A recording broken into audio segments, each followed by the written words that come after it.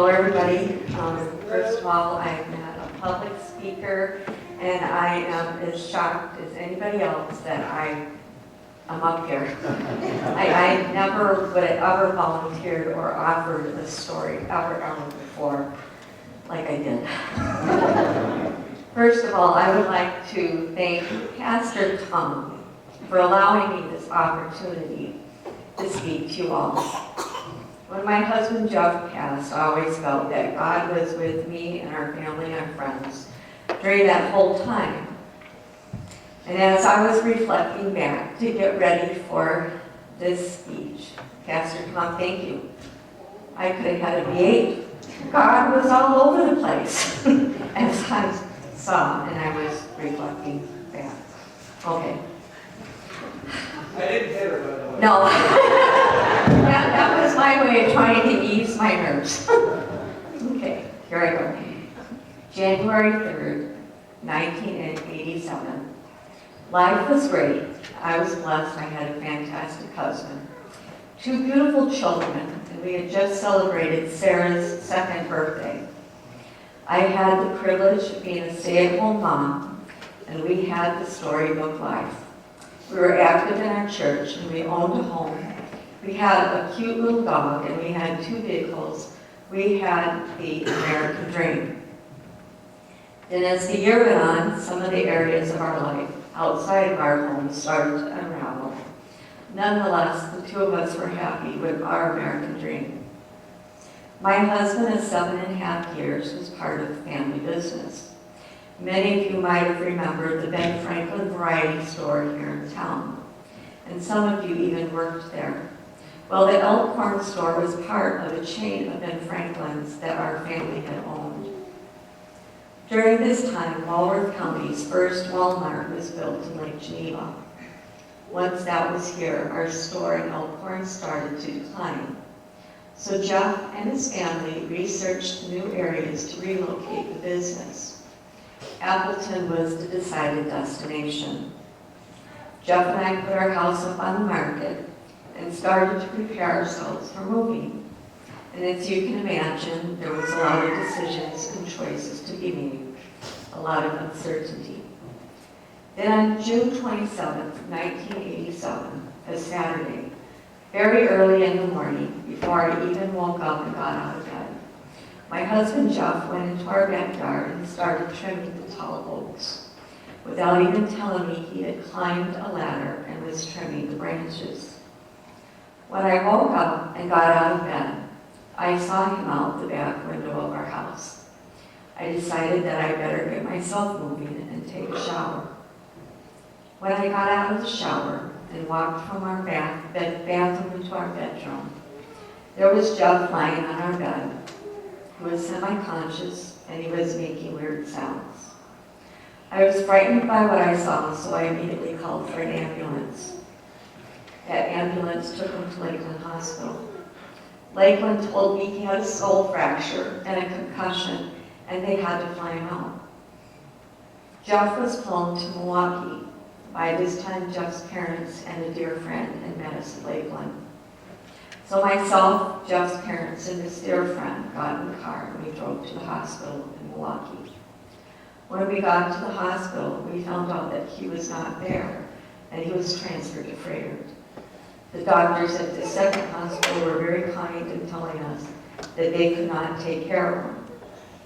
So then we got in the car and we drove to Frederick.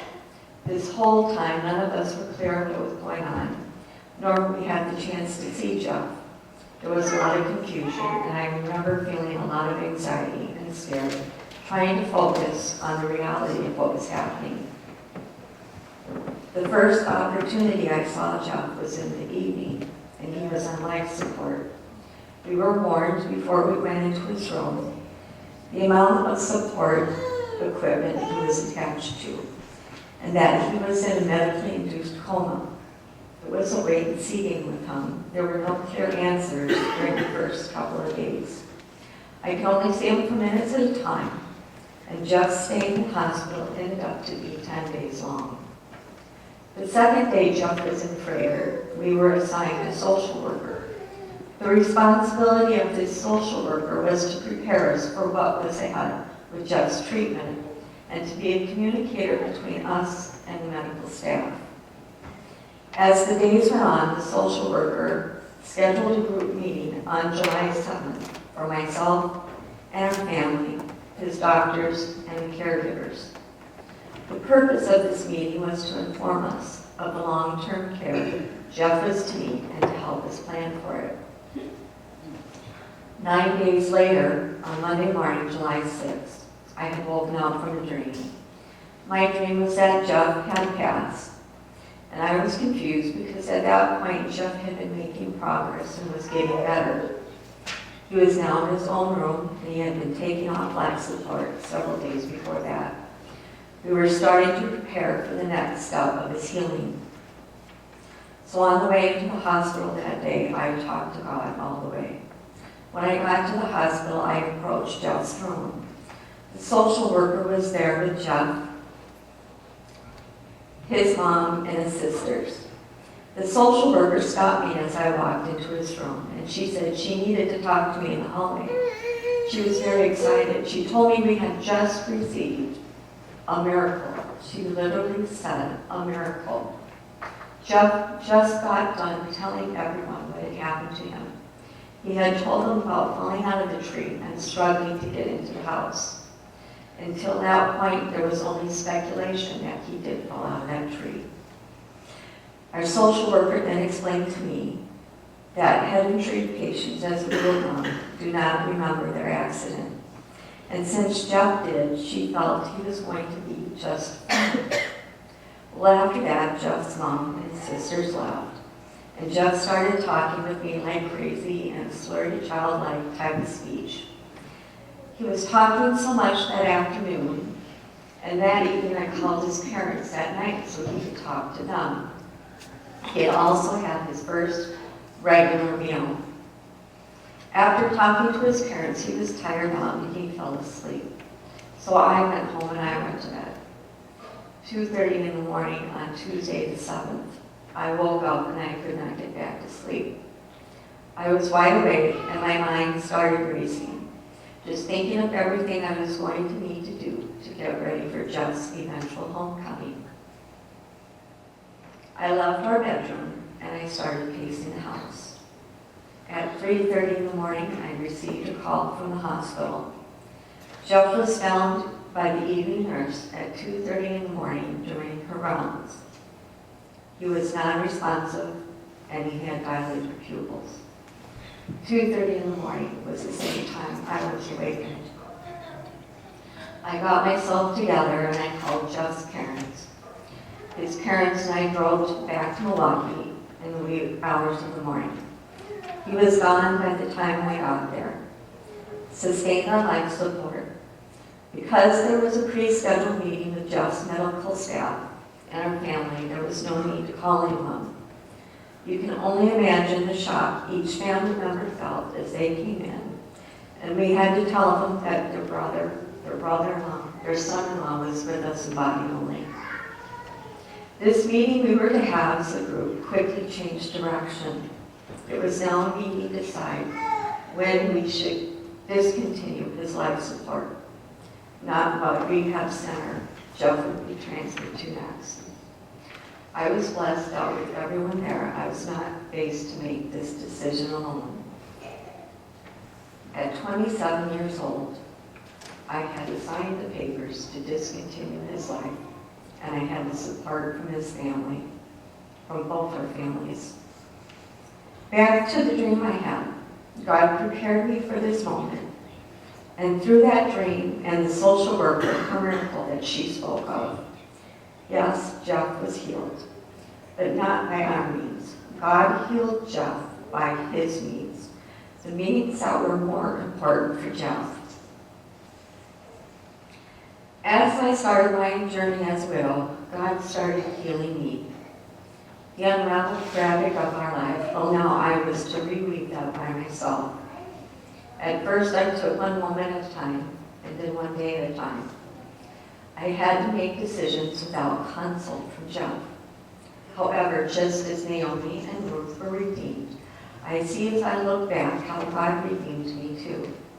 And when I read the book of Ruth, as Pastor Tom pointed out, Naomi, Ruth, and myself shared many of the same experiences. Remember earlier I told you how Jeff and I were preparing to move? We were moving because of economic reasons. Naomi and her husband moved for economic reasons. Then when she became a widow, she moved back home with Ruth again for economic reasons. And when I became a widow, I stayed home. I never moved to Appleton, all for economic reasons. Ruth chapter 1, verse 19. Naomi went back to her hometown with Ruth, and there was gossip from the townspeople upon their arrival. I too was gossiped about.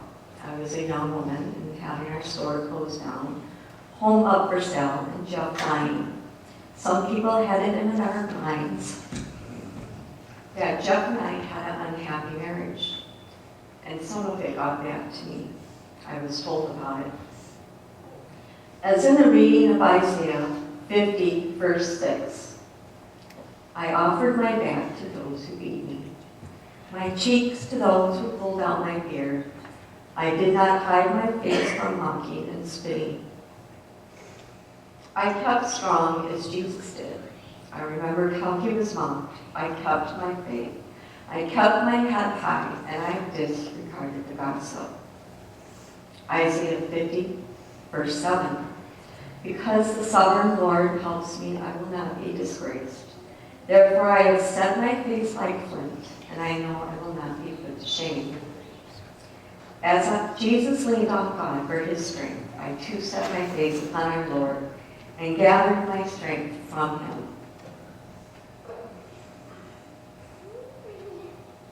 When on Jeff's deathbed, I held his hand, and I realized he was gone. I thought to myself, what now? What will I do without him?